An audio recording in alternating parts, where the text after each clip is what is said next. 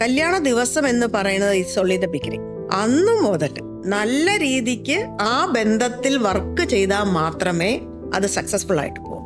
അത് ഒരാൾ മാത്രം വർക്ക് ചെയ്താൽ പോരാ, രണ്ടു കൂട്ടരും വർക്ക് ചെയ്യും. ഇപ്പോഴത്തെ ചോദ്യം എന്ന് പറയുന്നത് ഹസ്ബൻഡും വൈഫും ഫിനാൻഷ്യലി ഇൻഡിപെൻഡന്റ് ആണ്. എന്തിന് ഞാൻ മറ്റൊരാളോട് അഡ്ജസ്റ്റ് ചെയ്യണം?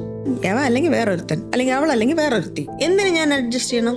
ആ കുടുംബം എന്ന് നമ്മൾ പറഞ്ഞുകൊണ്ടിരുന്ന അതിന്റെ ഒരു മൂല്യം അല്ലെങ്കിൽ അതിന്റെ ഒരു പ്രാധാന്യം ഇതൊന്നും പ്രശ്നമല്ല. അതൊന്നും ഇല്ലാതെയും ജീവിക്കാം. കൂടുമ്പോൾ ഇമ്പമുള്ളതാണ് കുടുംബം എന്നല്ലേ പറയുന്നത്.